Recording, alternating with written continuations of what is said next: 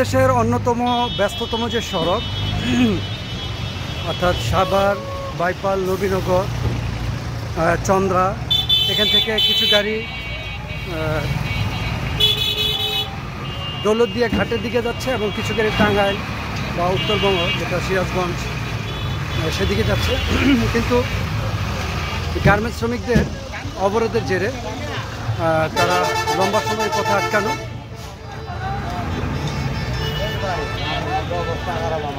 আমরা নবীনগর মোড়ে কটা থেকে আটকানো? রাতের 1টা থেকে আপনার আটকানো? উনি জানাচ্ছে যে উনি রাতের 1টা থেকে আটকানো। আর আমরা যখন আরও সামনে গিয়েছি অর্থাৎ মূল যে জায়গাটা, তারা কাল সকাল 8টা থেকে আটকানো। অর্থাৎ আমরা এটা বিপরীত দিকটা দেখাচ্ছি এখন, যে যেখানে গাড়িগুলো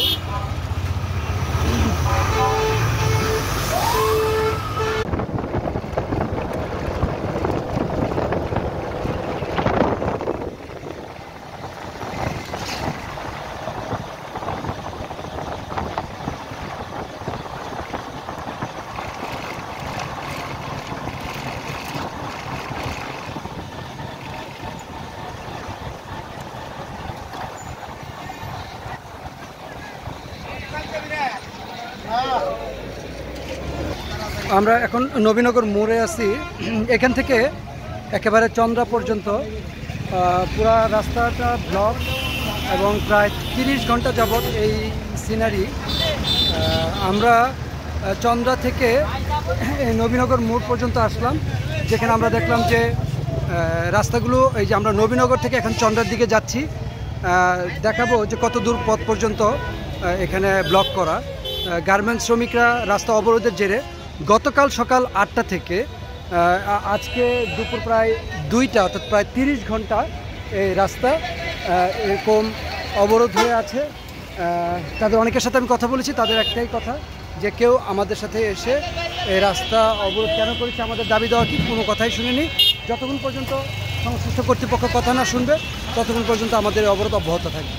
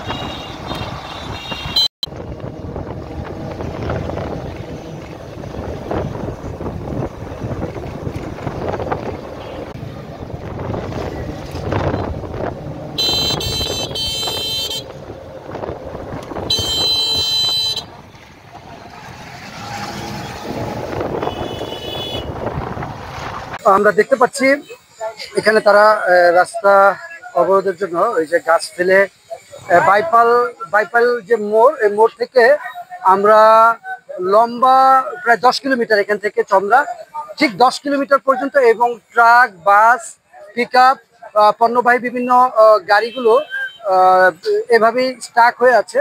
গতকাল সকাল 8টা থেকে স্টিল নাও অর্থাৎ প্রায় 30 ঘন্টারও বেশি সময় ধরে এই একই জায়গায় তারা অবস্থান করছে। তারা দ্রুত এর সমাধান চাচ্ছে।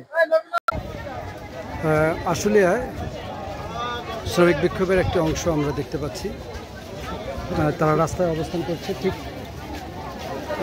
দুদিকেই যানবাহন স্থবির হয়ে আছে। তারা দাবি দেওয়া না মানা পর্যন্ত এই আন্দোলন অব্যাহত রাখবে।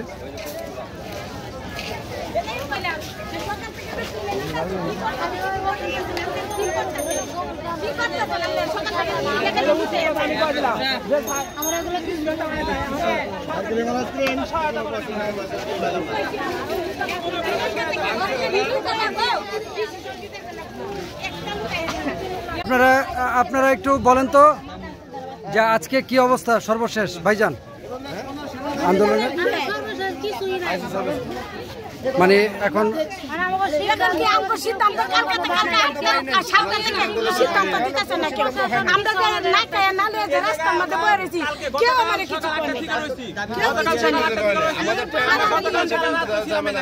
এখনো সারাদিন আছি গাড়ি অবরোধ করে, এখন পর্যন্ত সরকার থেকে কোনো সহায়তা করে না আমাদের।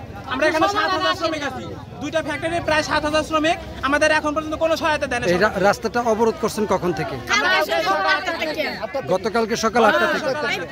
আমরা শ্রমিক ভাইদের সাথে কথা বললাম, তারা বলল যে গতকাল সকাল 8টা থেকে এই গুরুত্বপূর্ণ সড়কটি তারা অবরোধ করে রেখেছে তাদের দাবি দেওয়ার জন্য, কিন্তু এই পর্যন্ত সরকারের পক্ষ থেকে তাদের সাথে কেউই কথা বলতে আসেনি।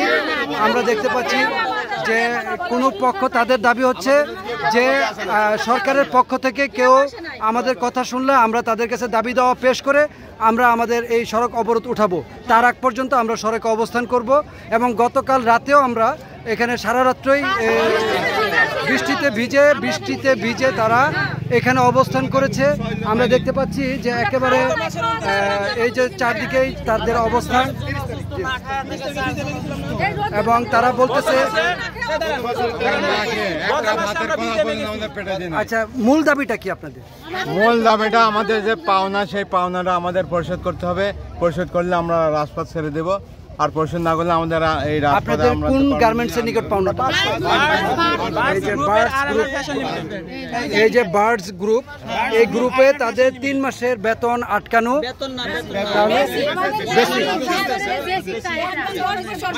আচ্ছা, মূল ঘটনা হচ্ছে আমাদেরকে না জানিয়ে হুট করে একটা কারখানা বন্ধ করে দিচ্ছে। আমরা 7000 শ্রমিক এখানে বেকার হয়ে গেছি, হঠাৎ করে বেকার হয়ে গেছে এতগুলো লোক।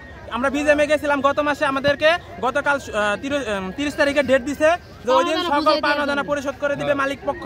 যদি মালিক পক্ষ পরিশোধ না করে তাহলে বিজিএম থেকে মালিক পক্ষের বিরুদ্ধে ব্যবস্থা নিবে। কিন্তু এখন পর্যন্ত বিজিএম এর কোনো লোক আমরা পাই নাই, সেনাবাহিনীর কোনো সহায়তা, সরকারের কোনো সহায়তা কিচ্ছু পাই না। আমরা এখানে এতগুলো শ্রমিক এখানে রয়েছি সারাটা দিন গতকালকে থেকে সারা রাত ছিলাম বৃষ্টিতে ভিজছি। এখানে অনেক শ্রমিক আছে, রুম ভাড়া দিতে পারতেছে না, খাইতে পারতেছে না, বাসায় যেতে পারতেছে না, অনেকে রুম ছাড়ে দিচ্ছে, অনেকে বাড়ি থেকে চলে আসছে, তাদের বাড়িতে যাওয়ার গাড়ি ভাড়া পর্যন্ত নাই।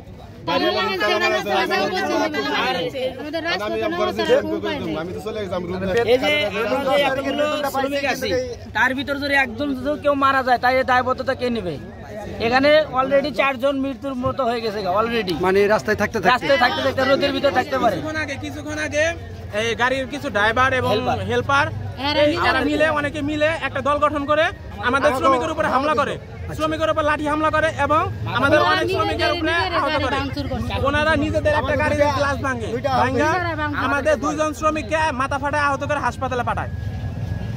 আমরা যা দেখলাম যে এই আশুলিয়াতে গতকালকের যে তারা রাস্তা অবরোধ করেছিল সকাল 8টায়, তারপর থেকে কিন্তু তারা এই রাস্তাটি ছেড়ে যায়নি, অর্থাৎ 24 ঘন্টা এবং প্লাস 6 ঘন্টা, প্রায় 30 ঘন্টা, একটানা 30 ঘন্টা এই শ্রমিক ভাই এবং বোনেরা তারা রাস্তায় আছে। এবং আমরা এই বাসের যে গুরুত্বপূর্ণ যে সাভার চন্দ্রা যে রাস্তাটি, সেই গুরুত্বপূর্ণ সড়কটি আমরা দেখে আসলাম।